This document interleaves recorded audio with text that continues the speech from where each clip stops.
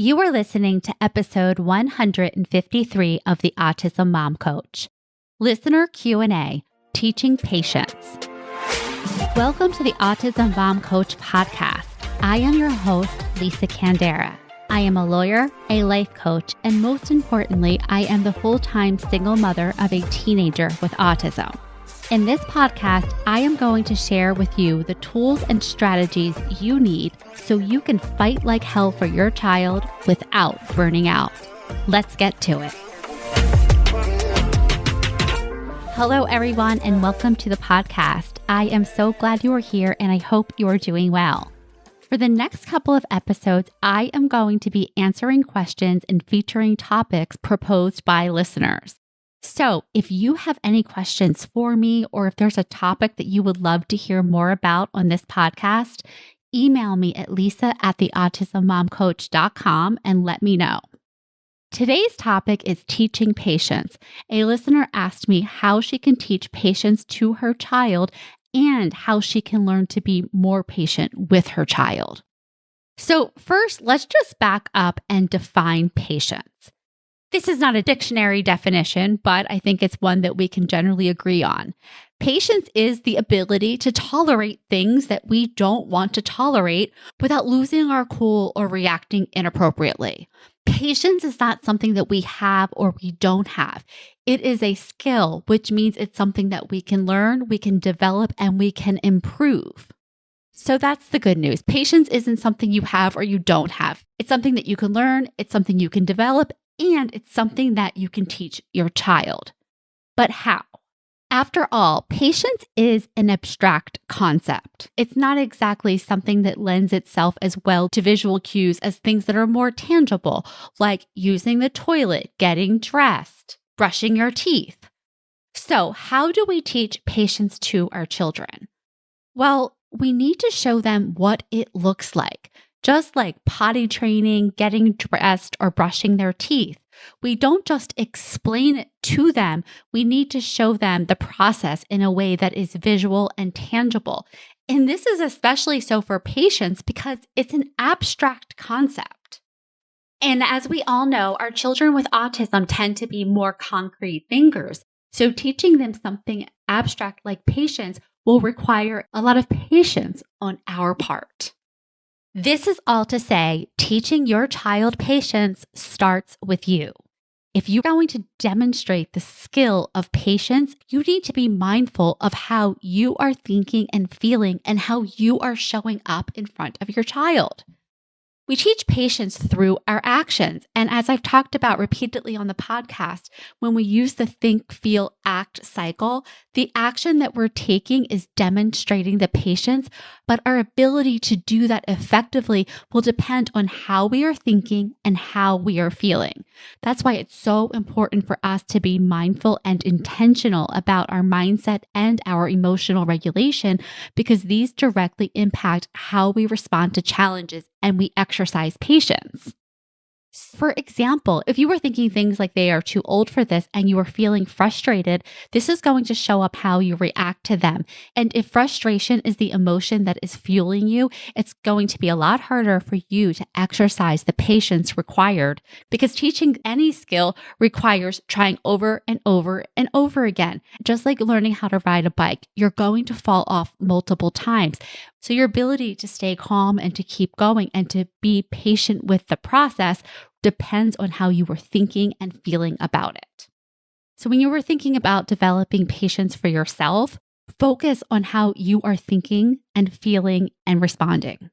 This is really important because I could teach you all of the strategies in the world, but strategies don't matter if the way you're implementing the strategies is with stress and overwhelm, because those emotions will be the energy in which you're trying to teach patience.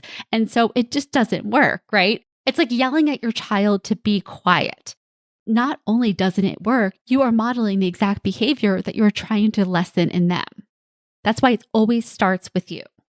So, Once you've worked on your own patience, you're ready to help your child develop theirs. And frankly, it's not easy. I know for me, I would rather read the books, do the checklist, have all of the strategies in the world and focus on those because that would be easier for me than actually focusing on myself and focusing on my own stress.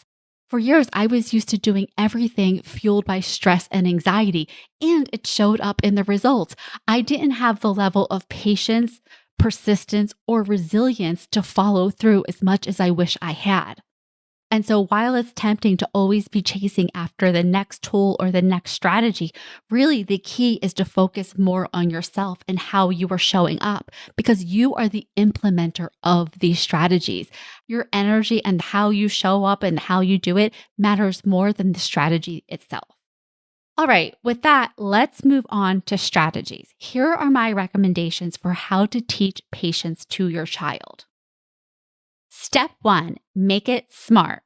This is a technique for developing goals that makes them achievable. SMART stands for smart, measurable, achievable, relevant, and time-bound. So for example, if you wanted to lose weight, a SMART goal would be for specific, I want to lose 5 pounds. Measurable, okay, we have 5 pounds in 2 months. And so we have a time frame. Achievable, well, generally speaking, that's probably an achievable goal for most people. Relevant, this is relevant to you because you want to be at your goal weight. And it's time bound in that you've given yourself a specific time period in which you want to achieve this goal. The point here, especially when you're trying to teach an abstract concept like patience, is that you need to be as specific as possible. So instead of saying be more patient, focus on something like stay in the car seat for the 10-minute ride home without kicking or removing the seatbelt. This is a very specific goal. We know how long, 10 minutes. We know when during the ride home from school. We know where you're in the car, and we know exactly the behaviors that we want to remove, kicking or removing the seatbelt. This is a great SMART goal. It's clear and it's concrete, and your child will know exactly what to do and what not to do in order to be a success. So when I'm thinking about SMART goals for my child, the two things I like to focus on is the specificity and the achievability. And achievability requires, in many instances, our ability to adjust our expectations. Now, I said adjust expectations. I didn't say lower expectations or get rid of expectations. The reason it's important to adjust expectations so that we can set our children up for success. Remember, patience is an abstract concept even for neurotypical kids. So for children with autism, it's even more challenging. Plus, by virtue of their autism, our children tend to struggle with emotional regulation, frustration tolerance, and impulsivity. All of these things can make the process of building patience more challenging. It's really important to remind yourself of this because otherwise you will default to the neurotypical standard and what you think a neurotypical child of this age should be doing in this circumstance. For most of us, our children's disability is invisible. We know that they're autistic, but we can't see into their brains and understand exactly what's happening at any given moment. So sometimes we forget and we attach neurotypical standards to them. And when we do that, we might be undermining their success. So when you're thinking about making a goal achievable, account for the fact that your child is autistic. Account for the fact that their biological age may not be the same as their developmental age, and account for the fact that they have certain vulnerabilities that can make this process more difficult than you think it should be. Okay, so step 1 was SMART goals. Step 2, break it down. Patience is a skill that needs to be learned in small steps. So use visual timers or countdown clocks to help your children see how long they need to wait. And narrate what's happening to make it predictable. For example, we're waiting for the microwave to beep. When the number gets to 0, I'll be ready. Or maybe setting a 10-minute timer when you walk in the door from work, letting your child know in 10 minutes, I'll be able to talk to you instead of your children zooming over to you and competing for your attention as soon as you walk in the door. Step 3, model it. Your child will learn by watching you. So if you want them to be patient, you need to show them what it looks like and also share with them the way it feels. And the best way that you can do this is by narrating your experience out loud to them. For example, while you're driving and somebody cuts you off, instead of yelling at them or slamming on your brakes, model to your child what patience looks like in this moment. I feel really frustrated because that person didn't put their blinker on or cut in front of me, but I'm going to take a couple of deep breaths so I can stay calm. Or we're in bumper to bumper traffic and this can be frustrating. I'm going to put on some music so I can distract myself. So in those instances, you are modeling what patience looks like in the moment, and you are letting your child in on your experience so that they can relate to it in a more concrete way. Step 4, reinforce it. Positive reinforcement is one of the most effective ways to teach any skill, including patience. So when your child waits calmly while you're getting gas, celebrate them for their effort. If they're able to occupy themselves appropriately while you take an unexpected work call, notice it and celebrate it. This is an important step and one that we don't always take because a lot of us have the belief that we shouldn't have to celebrate our children for doing the things that they quote unquote should be doing. Again, this goes back to neurotypical standards and what we believe our kids should be doing because that's the way that we grew up or whatever preconceived ideas we have. The fact is, if you want to teach this skill, praising the effort is a way of incentivizing your child to do it more. And then finally, repeat it. Patience is not learned in a day. It is built over time through repetition and consistency. And none of us is going to be perfectly patient all of the time. That's not realistic for you, and it's certainly not realistic for your child. Still, you can make practicing patience a part of your daily routine, whether it's waiting for a toy or a snack or a turn. For example, for my son with his OCD, he wants immediate answers all of the time. So one of the things I've done with him is he'll come into my room and say, "Mom, I have to ask you a question." And I'll say, "Can you wait 1 minute?" Again, that's not a big ask, but it is an achievable one. In that 1 minute, I'm able to get myself together, regulate myself so I can be more patient with him. And he is learning how to wait before getting his needs met immediately. All right, that is all I have today for teaching patience. Just like any skill that we want to teach our children, it starts with us. When we are focusing on our own mindset, adjusting our expectations, and we're able to regulate our emotions, we can create the foundation for our children to learn any skill we want to teach them. But of course, this is not easy. Perhaps if it was our full-time job and was the only thing in our life to take up our time, we could devote ourselves to it completely and fully. But that's not the case for any of us. This is all to say is to give yourself grace in this process. You are not going to be perfectly patient all the time. You will lose your cool. You will get frustrated. It is part of the process.